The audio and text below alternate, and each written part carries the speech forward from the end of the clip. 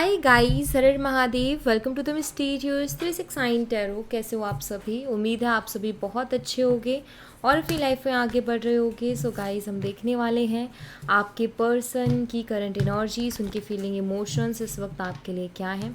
Gender का कोई issue नहीं है, मेल फीमेल सभी इस रीडिंग को देख सकते हैं। और अगर आप मुझसे पर्सनल रीडिंग लेना चाहते हो, स्क्रीन पर व्हाट्सएप नंबर दिए गए हैं, आप उस पर कॉन्टैक्ट कर सकते हो। For love reading, health reading, career reading, सभी तरीके की रीडिंग्स मैं करती हूँ। तो चलिए स्टार्ट करते हैं और देख लेते हैं क्या आता है रीडिंग में, क्या चल रहा है आपके पर्सन की करंट एनर्जीज में इस वक्त, क्या सोच रहे हैं वो। तो आप उनके बारे में सोचें, न्यूट्रल रहें और लेट्स सी क्या आता है। यूनिवर्स प्लीज़ बताइए, मेरे व्यूवर्स जिस पर्सन के बारे में सोच करके रीडिंग देख रहे हैं, उस पर्सन की करंट एनर्जीज, फीलिंग, इमोशंस इस वक्त मेरे व्यूवर्स के लिए क्या है। सबसे पहले तो मैं आपकी कुछ एनर्जीज देख लेती हूँ। मेरे व्यूवर्स की एनर्जी बताइए यूनिवर्स, मेरे व्यूवर्स की क्या एनर्जीज है, प्लीज़ वो बताइए। द वर्ल्ड है यहाँ पर, 7 ऑफ वॉन्ड्स है एंड 6 ऑफ पेंटिकल्स और एस ऑफ पेंटिकल्स। ठीक है, देखिए मुझे यहाँ पर ऐसा दिखाई देता है क्योंकि यहाँ पर द वर्ल्ड की एनर्जी और 7 ऑफ वॉन्ड्स उसके साथ हैं, तो यहाँ पर मुझे ऐसा दिख रहा है क्योंकि सबसे पहले आप, आई थिंक आपकी लाइफ में हमेशा से ऐसा रहा है कि आप अब ना इक्वल गिव एंड टेक पे बिलीव कर रहे हो। अब पहले हमेशा से आप ना गिवर रहे हो, हमेशा से आपको देना है और आपने दिया भी है। लोगों की आपने हेल्प की है, लेकिन लोगों ने आपकी पलट में हेल्प नहीं की। ठीक है, जब लोगों को ज़रूरत पड़ती थी तो आप उनके लिए अवेलेबल रहते थे, चाहे दोस्त हैं, रिश्तेदार हैं, इवन आपके पार्टनर भी। ठीक है, आप उनके लिए हमेशा अवेलेबल रहे हो और आपने हमेशा उनकी हेल्प की है, आपने हमेशा दिया है, सबसे ज़्यादा आपने एफ़र्ट डाले अपनी तरफ से। लेकिन जब बारी आती थी आपकी, या जब आपको ज़रूरत पड़ती थी, तो उन लोगों का पता नहीं चलता था कि वो लोग कहाँ हैं, कहाँ नहीं हैं, कौन से दुनिया में, उनका कुछ खबर, कोई अता पता नहीं चलता था। एंड यहाँ पर मुझे ऐसा लगता है जैसे कि अब आपने ठान लिया, या आपने अपने मन में ये चीज़ बैठा ली है कि इक्वल गिव एंड टेक करना है। जहाँ से सामने से एफ़र्ट्स आ रहे हैं वहीं मुझे एफ़र्ट डालने हैं, या जो इंसान मेरे लिए कर रहा है उसके लिए ही मुझे करना है। फालतू की चैरिटी नहीं करनी है, फालतू का नहीं करना है, क्योंकि शायद ज़्यादा इमोशंस इन्वेस्ट करके, ज़्यादा एफ़र्ट्स लेके, ज़्यादा लोगों के लिए चीज़ें करके आप सीख गए हो इस चीज़ को, आप समझ गए उस चीज़ को कि नहीं, फालतू का करने से, ओवर करने से कुछ नहीं होता है। तो जैसे कि आपको ऐसी फीलिंग आती है कि हमेशा लोगों ने मेरा यूज़ किया है, लोगों ने मेरा इस्तेमाल किया है, भोलेपन का, इनोसेंट का, या फिर आप रिश्ते निभाने में बिलीव करते हो। आपको ऐसा लगता है कि अरे यार वो मेरा दोस्त है, वो मेरा पार्टनर है, वो मेरा फैमिली मेम्बर है, वो मेरा कुछ लगता है, वो मेरा कुछ लगता है। अगर मैं ही उसके लिए नहीं करूँगी या मैं ही उसके लिए नहीं करूँगा तो कौन करेगा। एंड ये करते करते करते टाइम ऐसा हुआ कि आपने तो सबके लिए कर दिया, लेकिन जब आपकी बारी आई तो कोई नहीं है। एंड शायद इस रिलेशनशिप में भी ऐसा ही हुआ है आपके साथ कि आपने एक्स्ट्रा ही एफर्ट डाले, आपने हमेशा उनके बारे में सोचा, उनकी फीलिंग्स की कदर की, उनकी वैल्यूज़ को वैल्यू किया। ठीक है, बट ना तो उन्होंने कदर समझी, ना इक्वली एफर्ट डाले, ना जब आपकी इज्जत करने की बारी आई या जब आपको कुछ देने की बारी आई तो उनके हाथ खाली थे, उनके पास कुछ नहीं था आपको देने के लिए। एंड यहाँ पर 7 ऑफ वॉन्ड्स, जैसे कि अब आप डिफेंसिव हो गए हो, अब आपने ना खुद की एनर्जीज को प्रोटेक्ट करना शुरू कर दिया है, मुझे ऐसा लगता है। एनर्जीज देना क्या होता है कि आप ना हर किसी के लिए अवेलेबल हो रहे हो, हर किसी के लिए अवेलेबल हो, हर किसी को हर चीज़ दे रहे हो। आई थिंक अब आप प्रोटेक्टिव हो गए हो खुद को लेकर के, अब आपने अपने आप को प्रोटेक्ट करना शुरू कर दिया है, अब आपने वो चैरिटी वाला गेम बंद कर दिया है। एंड आपने ऐसा कर दिया कि भाई हाथ जोड़े, तुम्हारे तुम तुम्हारे, मैं मेरे।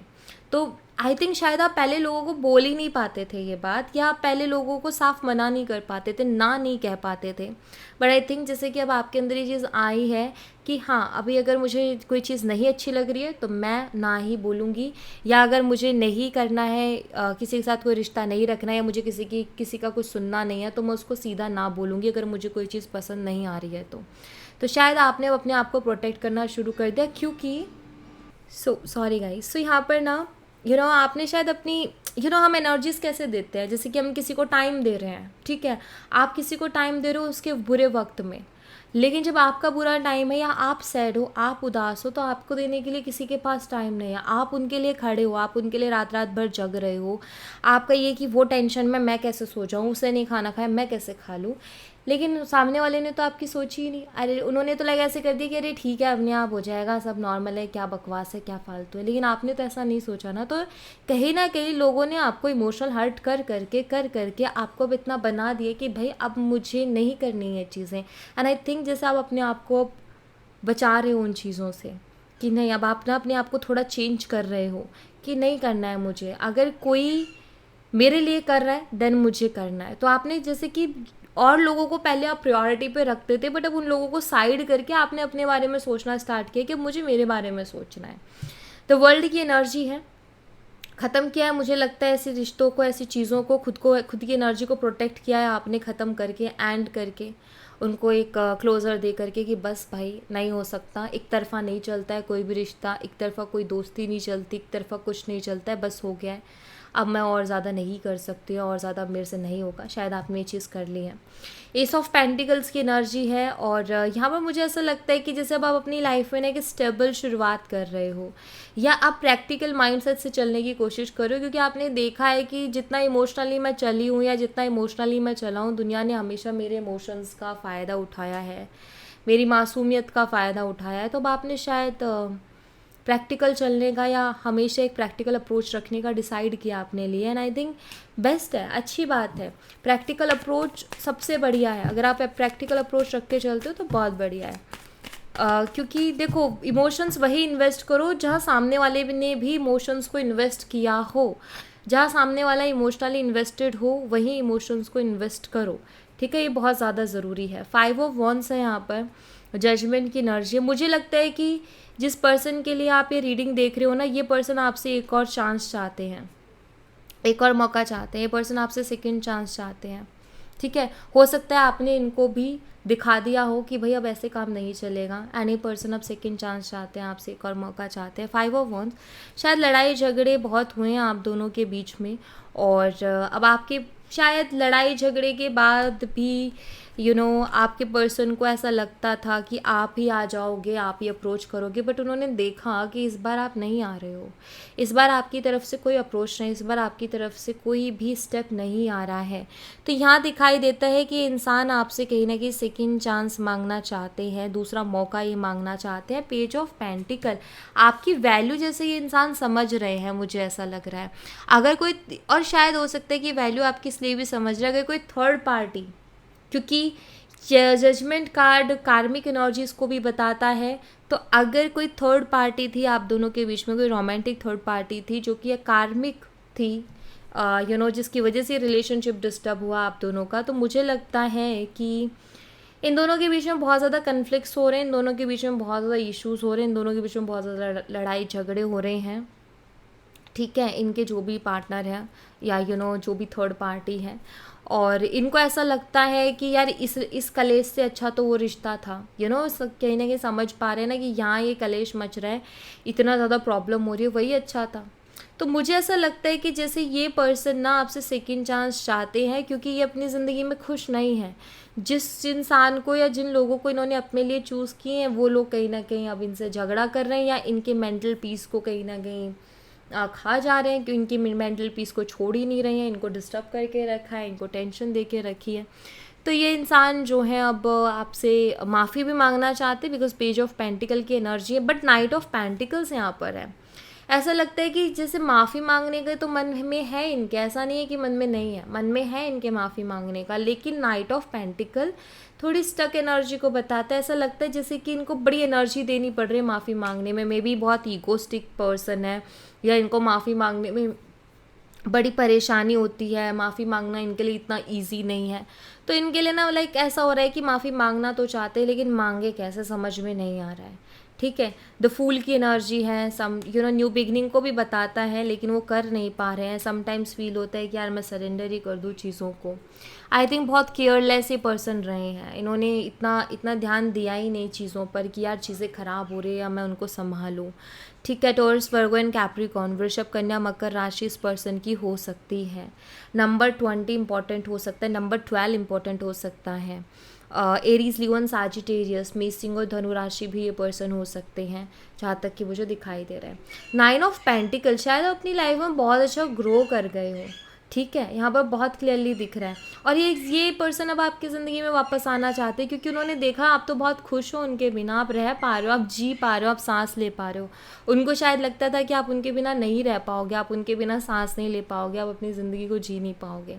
लेकिन आपने उनको कहीं ना कहीं गलत साबित कर दिया। आपने उनको दिखाया कि मैं तुम्हारे बिना रह भी सकता हूँ या रह भी सकती हूँ और बहुत खुश भी रह सकती हूँ। शायद आपने बहुत ज़्यादा अपनी ज़िंदगी में ग्रो किया है, आप खुश हो अब अपनी लाइफ में, बहुत सी चीज़ों को धीरे धीरे आप बदल रहे हो, अपने आप को ग्रो कर रहे हो। अब यहाँ पर ऑफकोर्स ये एनर्जीज़ हैं, जब आप हायर एनर्जीज़ में जाते हो तो फिर आप कहीं ना कहीं अट्रैक्ट करते हो चीज़ों को, एक मैग्नेट की तरह आप काम करते हो।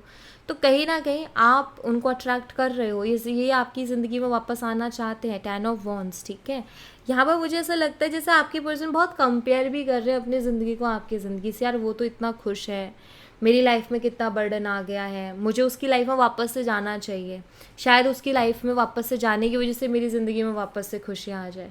तो मैं यही कहूँगी कि आप ना, जैसे आपने डिसाइड किया है ना कि मैं एनर्जी सोच समझ के दूँ, डेफिनेटली आप सोच समझ करके दो।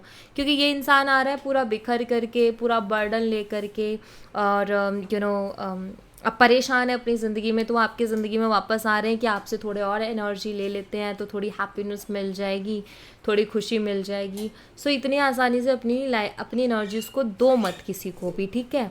उनको एफर्ट डालने दो, उनको काम करने दो, अगर उनको आपकी एनर्जीज चाहिए तो। कहते हैं ना कि हर इंसान भागता है, जहाँ खुशियाँ दिखती है, जहाँ अबंडेंस दिखती है उसकी तरफ हर इंसान भागता है, और जहाँ गम है वहाँ से भी भागता है। तो यहाँ पर एक चीज़ है कि ये इंसान अब आपके पास खुशियाँ देख रहे हैं तो ये आपकी तरफ अट्रैक्ट हो रहे हैं, आपकी लाइफ में वापस आना चाहते हैं। 10 ऑफ वॉन्ड्स, खुद को रिस्पॉन्सिबल भी मान रहे हैं पर्सन की, सारी गलती मेरी है यार, मैंने पता नहीं क्या मेरी मति मारी गई थी कि मैंने इस चीज़ को छोड़ के उस चीज़ को चूज़ कर लिया। तो इस तरीके से खुद को कोसना भी इनका जारी है, कि खुद को कोसते भी बहुत हैं। 9 ऑफ कप्स की एनर्जी है यहाँ पर, और यहाँ पर है 2 ऑफ पेंटिकल्स की एनर्जी।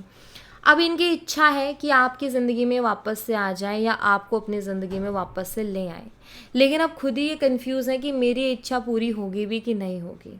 क्योंकि यहाँ पर 2 ऑफ पेंटिकल है, बहुत ज़्यादा दिलो दिमाग में फंसे हुए हैं, यानी कि पॉजिटिव और नेगेटिव थॉट्स में पर्सन अभी इस वक्त फंसे हुए हैं। पॉजिटिव थॉट्स भी हैं बट नेगेटिव थॉट्स भी हैवी हैं। तो कहीं ना कहीं नेगेटिविटी भी है, पॉजिटिविटी कहती है कि नहीं नहीं वो मुझे माफ़ कर देगी और वो मेरी ज़िंदगी में वापस से आ जाएगी। नेगेटिविटी कहती है कि क्यों माफ़ करेगी वो मुझे, मैंने ऐसा कौन सा काम कर दिया या ऐसा मैंने कौन सा उसका दिल खुश कर दिया कि वो मुझे माफ़ कर देगी। तो यहाँ पर बहुत क्लियरली ये चीज़ दिखाई दे रही है कि ये पर्सन जो है विश कर रहे हैं कि आप उनकी लाइफ में वापस से आ जाओ, ठीक है। ये उनकी ख्वाहिश है अभी। 9 ऑफ कप्स एक और चीज़ बताते हैं, वैसे तो किसी चीज़ की कमी दिख नहीं रही है, सब कुछ है, लेकिन फिर भी आपकी कमी को महसूस कर रहे हैं। प्यार की कमी हमेशा हर इंसान को महसूस होती है। पेज ऑफ कप्स है, या आपको कहीं ना कहीं स्पाई कर रहे हैं या आपके ऊपर नज़र भी रख रहे हैं, ये भी मुझे दिखाई देता है। थोड़ी शर्मिंदगी भी मुझे नज़र आती है कि जैसे आपको स्टॉक तो कर रहे हैं पर्सन, लेकिन आपके सामने आने से कतरा रहे हैं क्योंकि शर्मिंदगी है। इनको समझ नहीं आ रहा है कि आपसे कैसे नज़रें मिलाएंगे या आपसे कैसे बात करेंगे, आपसे क्या कहेंगे, क्योंकि ये जो करके गए हैं उसके बाद में इनकी खुद की हिम्मत नहीं हो रही है कि आकर के आपसे नज़रें मिलाएं या आपसे कुछ कहें। 10 ऑफ पेंटिकल्स है यहाँ पर। देखो यहाँ पर मुझे ऐसा लगता है कि ये पर्सन आपके साथ फ्यूचर देख रहे हैं, आपके साथ शादी करने के बारे में सोच रहे हैं, कंसिलेशन के बारे में सोच रहे हैं कि अगर आपसे शादी हो जाएगी तो कितनी अच्छी ज़िंदगी हो जाएगी इनकी, कितनी स्टेबल हो जाएगी इनकी लाइफ, सब कुछ कितना अच्छा हो जाएगा। तो लाइक अब अच्छा इमेजिन कर रहे हैं। यहाँ पर 9 ऑफ पेंटिकल है तो यहाँ पर 10 ऑफ पेंटिकल्स है। सी इनको ऐसा लगता है कि आपके पास आकर के ना इनको इनकी वापस से सारी खुशियाँ मिल जाएंगी, जो ये खुशियाँ खो चुके हैं या जो खुशियाँ इनसे छिन चुकी हैं वो खुशियाँ इनको वापस से मिल जाएंगी। ऐसा इस इंसान को लगता है कि अगर आए, आपने मौका दिया तो डेफिनेटली ये चीज़ हो जाएगी। 6 ऑफ कप्स से बहुत ज़्यादा याद करते हैं आपके साथ बिताए हुए वक्त को। 6 ऑफ कप्स की एनर्जी कहीं ना कहीं पास्ट एनर्जीज को बताती है, तो आपके साथ बिताए हुए वक्त को बहुत ज़्यादा याद किया जा रहा है अभी। जो भी टाइम इन्होंने आपके साथ स्पेंड किया था, शायद हो सकता है क्योंकि यहाँ पर 10 ऑफ पेंटिकल्स है, आप दोनों ने शादी के वादे भी किए थे या इस इंसान ने आपसे शादी के वादे किए थे, पूरा इनसे कुछ हुआ नहीं, बट अब याद करते हैं कि वो मेरे साथ शादी के सपने देखती थी या देखता था। क्या पता अभी भी वो मेरे साथ शादी के सपने देखती हो, मेरे साथ रहने के सपने देखती हो। तो इस तरीके के ख्याल आते हैं, क्या पता अभी भी बात बन जाए। बट उन्हें क्या पता कि आप अपनी लाइफ में बहुत आगे आ चुके हो या आप अपनी लाइफ में बहुत ज़्यादा वर्क कर चुके हो और अब आप उनकी चिकनी चुपड़ी बातों में नहीं आने वाले हो। और इस बार देखो गाइज़, मैं तो आपको सिंपल से कहूँगी कि आप इमोशनली बहुत हर्ट हो चुके हो, आपका दिल बहुत टूट चुका है। तो आप बार बार हर्ट होने के लिए नहीं बने हो, तो हम अभी भी आप अपने आप को प्रायोरिटी पे रखना, क्योंकि हो सकता है कि आप उस इंसान से बहुत प्यार करते हो, इमोशनली अटैच हो आप उस इंसान के साथ, आप किस दुनिया के लिए बदल जाओ, लेकिन वो सामने आते आप पिघल जाते हो। या हो सकता है कि आप भूल जाते हो शिकायतों को एंड आपको प्यार आने लगता है। बट थोड़ा सा ना खुद के बारे में सोचना, मैं आपको ये सजेस्ट करूँगी कि खुद को प्रायोरिटी पे रख के खुद के बारे में सोचना कि इस इंसान ने क्या किया था। मैं ये नहीं कह रही हूँ कि आप उनको एक्सेप्ट मत करना, आप चाहो तो करना, लेकिन पहले उनको अच्छे से रियलाइज़ हो जाने दो और उनको ना आपकी वर्थ समझ जाने दो, उनको एफर्ट्स लेने दो, उनको देखने दो कि आपको पाना कितना मुश्किल हो सकता है उनके लिए। ईज़ी अवेलेबल मत हो उनके लिए, ईज़ी मत बनो इतना कि वो जब मर्ज़ी आ सकते हैं, जब मर्ज़ी जा सकते हैं, जैसे मर्ज़ी रह सकते हैं और आपका दिल दुखा सकते हैं, तो वो चीज़ मत करो, ठीक है। तो आप जो है ठीक उनको एक्सेप्ट करना चाहते हो करो, लेकिन थोड़ा सा वो रख के करना, ठीक है। टेम्परेंस की एनर्जी है यहाँ पर। टेम्परेंस कहने की पेशेंस को भी बताता है और यहाँ पर एक कनेक्शन को भी बताता है। ऐसा लग रहा है जैसे कि अभी दिनों रात आप ही के बारे में सोच रहे हैं, आप ही को फील करे जा रहे हैं ये आप, और आपके साथ एक डीप कनेक्शन फील कर रहे हैं। उनको ऐसा लगता है कि अभी कुछ भी ख़त्म नहीं हुआ है, अभी बहुत कुछ बाकी है, शायद चीज़ें फिर से बेटर हो सकती हैं, उम्मीद कहीं ना कहीं मन में है। नाइट ऑफ वॉन्ड्स की एनर्जी है यहाँ पर। मुझे यहाँ पर ना नाइट ऑफ वॉन्ड्स एक जल्दबाजी की एनर्जी है, टेम्परेंस एक पेशेंस, एक ठहराव की एनर्जी है। मुझे लगता है कि ये सोच रहे हैं कि इन्होंने जल्दबाजी में पहले भी बहुत सारे फैसले लिए हैं, इम्पल्सिव होकर के बहुत डिसीजंस लिए इन्होंने, और हमेशा वो डिसीजंस इनके गलत रहे। देखो, इम्पल्सिव होकर जब हम कोई डिसीज़न लेते हैं तो डेफिनेटली वो डिसीजंस गलत होते हैं और हमें बाद में जाके रियलाइज़ होता है कि हमने बहुत बड़ी गलती कर दी है या हमने बहुत गलत डिसीजंस, गलत फैसले ले लिए हैं, तो वो इनको भी फील होता है। एंड यहाँ पर ना मुझे बहुत क्लियरली ये चीज़ दिखाई दे रही है कि ये इंसान अभी बहुत सोच समझ करके और पेशेंसली एक्शन लेना चाहते हैं, जल्दबाजी अपने एक्शन में नहीं करना चाहते हैं। सैजिटेरियस ये पर्सन हो सकते हैं, एरीज लियोन सैजिटेरियस हो सकते हैं ये पर्सन, चांसेस है। नंबर 14, नंबर 12 जैसे मैंने पहले भी बताया, नंबर 6, नंबर 10 इंपॉर्टेंट हो सकता है, 520 इंपॉर्टेंट हो सकता है। तो वो यहाँ पर मुझे बहुत क्लियरली दिख रहा है। वैसे यहाँ पर जजमेंट की एनर्जी है। मुझे ऐसा लगता है जैसे कि इस इंसान ने ना ये चीज़ पहचान लिया है कि आपके बिना वो चाहे कहीं भी चले जाएं दुनिया में, लेकिन फिर भी अधूरे ही रहेंगे। जैसे उनको ये चीज़ समझ में आ गई है, क्योंकि उनको ना तब तक आपकी वर्थ नहीं पता थी जब तक आप उनके लिए अवेलेबल थे या उनके लिए चीज़ें कर रहे थे, लेकिन जब आप उनकी ज़िंदगी से गए तो आपकी वर्थ पता चली कि आप कैसे इंसान थे। आई थिंक आप एक ऐसे इंसान हो कि अपनों के लिए आप सब कुछ करने के लिए तैयार हो, आप खुद को भूल जाते हो जब आप अपनों के लिए करने के लिए जाते हो। तो ऐसा तो इंसान इनको कहीं मिलेगा नहीं, क्योंकि ऐसे लोग बहुत कम हैं इस दुनिया में जो अपनों के लिए सब कुछ करें, ठीक है। सब लोग अपने बारे में पहले सोचते, किसी को किसी की पड़ी नहीं है।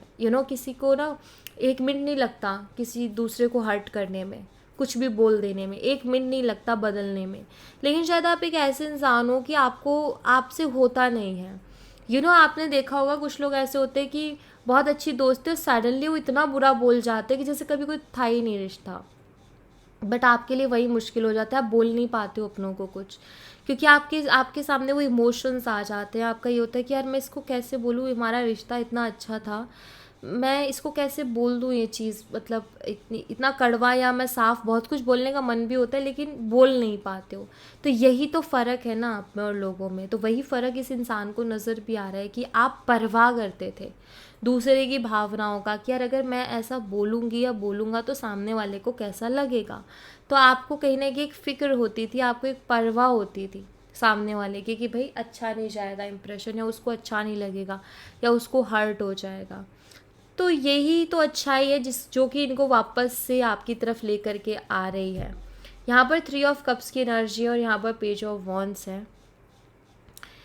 3 of cups and page of wands, 9 of wands भी है यहाँ पर। मुझे लग रहा है कि पर्सन ना आपको मैसेज करने से थोड़े से कतरा रहे हैं, इनको कहीं न कहीं मन में डाउट चल रहा है कि कहीं आपकी ज़िंदगी में कोई और तो नहीं आ गया। अगर कोई और आ गया और ये आ जाए फिर तो इनको कहीं पता चले इंसल्ट हो जाए या रिजेक्शन मिल जाए, कुछ भी हो सकता है। तो 3 ऑफ कप्स मे बी आप खुश हो, हैप्पी होते देख के इनको लगता है कि शायद कोई और आ गया आपकी ज़िंदगी में। शायद इनको ऐसा लगता था, इनकी एक गलतफ़हमी तो टूटी है या एक गलतफ़हमी से तो दूर हुए। इनको ऐसा लगता था कि आपके बिना ये खुश नहीं रह पाएँगे, आपके बिना ये हैप्पी आप उनके बिना एक्चुअली सॉरी आप उनके बिना बिना खुश नहीं रह पाओगे, आप उनके बिना हैप्पी नहीं रह पाओगे। बट आपने प्रूव किया कि मैं तुम्हारे बिना रह सकती हूँ भाई, या मैं तुम्हारे बिना रह सकता हूँ और अपनी लाइफ में बहुत अच्छा कर सकता हूँ। एंड कहीं ना कहीं यहाँ पर मुझे बहुत क्लियरली दिख रहा है कि इनको बहुत सोचना पड़ रहा है आपको मैसेज करने से पहले या आपसे कांटेक्ट करने से पहले। इनको डर लग रहा है पहली बार कि भाई इस बार तो हो सकता है कि अच्छा खासा सुनने को मिल जाए, हो सकता है कि इस बार अच्छे से ही जो है क्लास लग जाए हमारी। तो ये डर कहीं ना कहीं इस इंसान के अंदर मुझे साफ साफ दिखाई दे रहा है। होना भी चाहिए, ज़रूरी है। इन्होंने पहले आपको बहुत फॉर ग्रांटेड ले रखा था जो कि अच्छा नहीं था। यूनिवर्स चैनल मैसेजेस बताइए इस पर्सन की तरफ से क्या चैनल मैसेजेस हैं। I didn't mean to hurt you. देखो ये पर्सन ये कहना चाहते कि मैंने जो भी किया ना, मेरा वो मकसद नहीं था कि मैं तुम्हें हर्ट करूं। ठीक है, तो ये आए तो इनसे पूछना ज़रूर कि फिर तुम्हारा मकसद क्या था। ठीक है, तो कहना चाहते हैं कि जो भी हुआ, जो कुछ भी हुआ, मेरा ये मकसद नहीं था, मेरी इंटेंशंस नहीं थी कि मैं तुम्हें हर्ट करूं या तुम्हें तकलीफ़ पहुंचाने की इंटेंशंस नहीं थी। तो ये ज़रूर इनसे क्वेश्चन करना। I know I am the one two blame. ये खुद को ब्लेम कर रहे हैं। यहाँ पर ये है कि ये खुद को गलती मान रहे हैं, एक्सेप्ट कर रहे हैं, खुद को ब्लेम कर रहे हैं कि हाँ मेरी गलती है, मेरी वजह से चीज़ें ख़राब हुई हैं, मैंने गलत किया है, मान रहे हैं। लेकिन ये कह रहे हैं कि मैं तुम्हें हर्ट नहीं करना चाहता था। ये तो बहुत ही अजीब बात नहीं हो गई है कि कोई इंसान ये बोल रहा है कि हाँ मेरी गलती है, मैं मानता हूँ, लेकिन मेरा इंटेंशन नहीं था कि तुम्हें हर्ट करूँ। कोई आपको धोखा दे के जा रहा है या कोई आपकी कदर नहीं कर रहा है, आपकी वैल्यू नहीं कर रहा है, आपकी रिस्पेक्ट नहीं कर रहा है, तो क्या कर रहा है वो? आपको हर्ट ही तो कर रहा है। और वो इंसान बोलता है कि मेरा ये मकसद नहीं था, मेरी इंटेंशन नहीं थी कि मैं हर्ट करूँ। इस बात से समझ में आता है कि इस इंसान को यही समझ में नहीं आ रहा है कि मैं बोलूँ क्या, मैं कहूँ क्या, मेरे पास बोलने को बचा क्या है। शायद इनके पास बोलने को कुछ बचा ही नहीं है, तभी ऐसी एनर्जीज आती हैं जब बोलने को कुछ बचता नहीं है ना पास में। तब I am scared to reach out to you. Yes, ये डर रहे हैं आपको रीच आउट करने से। रीज़न इनको पता ही नहीं, इनको समझ ही नहीं आ रहा है कि मैं बोलूँ क्या आखिर, मैं कहूँ क्या आखिर, क्या मैसेज आ रहा है कि मैं उसको जाके ये बोलूँ कि मेरा ये मतलब नहीं था कि मैं तुम्हें हर्ट करूँ। डेफिनेटली आप उनके ऊपर हावी होगे, डेफिनेटली आप उनको बोलोगे कि तुम डिसरिस्पेक्ट कर रहे हो, तुम जो है इग्नोर कर रहे हो, या तुम चीज़ों को ध्यान नहीं दे रहे हो, तुम धोखा दे रहे हो और तुम कह रहे हो कि तुम हर्ट नहीं कर रहे हो। तो डेफिनेटली इसीलिए तो इनको डर लग रहा है। यही तो डर है इनके मन में कि यार मैं बोलूँ क्या, क्योंकि जो भी बोलूँगा ना उसका आपके पास जवाब रेडी है। इनको पता है आप उनको अच्छा खासा जवाब दोगे, ये जो भी आपसे बोलेंगे उस चीज़ का। इस इंसान को फिज़िकल अट्रैक्शन भी है आपकी तरफ। ठीक है, बहुत स्ट्रॉन्ग फिज़िकल अट्रैक्शन हो रही है भी। और इनकी इस मैसेज से मुझे समझ आता है कि शायद इस इंसान को ना ऐसा लगता है कि अगर ये आपके पास, मतलब इनके दिमाग में तरह तरह के ख्याल चल रहे हैं कि मैं उसको ऐसे बोलूँगा तो शायद वो फिर से मेरी बातों में आ जाए, या वो इमोशनल हो जाए, या मैं इसको ऐसे बोलूँ या वैसे बोलूँ। तो इस तरीके के दिमाग लगा रखे। तो उनका ये कि मुझे क्या फ़्लर्ट करना चाहिए, क्या फ़्लर्ट करने से उसके जो इमोशंस कहीं सो गए हैं, या वो जो आंसू कहीं सूख गए हैं मेरे लिए, क्या वो वापस से आ जाएंगे क्या? ये बहुत अजीब है। बट हाँ, इससे मुझे समझ आ रहा है कि उनके दिमाग में क्या खिचड़ी पक रही है। I believe we are meant to be together. ये पर्सन को ऐसा लगता है कि हम दोनों एक दूसरे के लिए बने हैं। एक्चुअली इनको थोड़े दिन पहले या थोड़े टाइम पहले नहीं लग रहा था, बट अब अचानक से इनको लग गया है। इनको रातों रात एक रियलाइजेशन हो गई है कि हम दोनों शायद एक दूसरे के लिए बने हैं। हकीकत बोलो ना भाई कि तुम्हें धोखा मिल गया है, या जिन लोगों को तुमने चूज़ किया है वो लोग अब नहीं है तुम्हारे, तो इसलिए तुम आ रहे हो, तुम खुशियाँ लेने के लिए आ रहे हो, तुम पॉजिटिव एनर्जीज लेने के लिए आ रहे हो। ये नहीं बोलेंगे, लेकिन ये बोलेंगे कि ऐसा लगता है कि हम एक दूसरे के लिए ही बने हैं। मे बी ये बहुत सेंटी, बहुत इमोशनल बातें आपसे कर सकते हैं। चांसेस है मुझे तुम्हारे सपने आते हैं, या मैं तुम्हारे सपने देखता हूँ, मैं तुम्हारे बिना नहीं रह सकता हूँ। तो इस तरीके की बातें बहुत नॉर्मल है इनके मुंह से सुन पाना आपके लिए। ठीक है, तो I am secretly obsessed with you, तो ये पर्सन ऑब्सेस्ड है आपसे। या मतलब ये कहना चाहते हैं कि ये आपको शो नहीं करते हैं, लेकिन ये आपसे ऑब्सेस्ड है। ये आपको बताते नहीं, आपको दिखाते नहीं, आपको जताते नहीं, लेकिन इनको एक ऑब्सेशन है आपसे। लाइक ये कहना चाहते हैं कि आपको अपने दिमाग से नहीं निकाल पाते, आपके ख्यालों को, आपकी यादों को नहीं निकाल पाते अपने दिमाग से। आपके बारे में सोचते रहते हैं, आपकी चीज़ों को देखते रहते हैं, आपकी फ़ोटोज़ को देखते रहते हैं, और आप उनके दिलो दिमाग में हावी हो, ऐसा जैसे ये पर्सन कहना चाहते हैं आपसे। ठीक है, सो ये एनर्जी है इनकी। अगेन बोलूँगी कि आप अपने फ़ैसले को तब लेना जब इनके बोले हुए वर्ड्स एक्शंस में आ जाएं। बोलने पर मत जाना, एक्शंस पर जाना। ठीक है, सो या thank you so much guys. ये थी आप लोगों के लिए एक छोटी सी रीडिंग। आई होप आपसे रेजोनेट की हो, आई होप आपको पसंद आई हो। रेजोनेट की हो तो मुझे बताना ज़रूर कमेंट बॉक्स में। पसंद आई हो तो लाइक ज़रूर करना, चैनल को सब्सक्राइब करना मत भूलना। मिलती हूँ नेक्स्ट रीडिंग में, तब तक अपना ख्याल रखें। Bye bye, take care, see you again.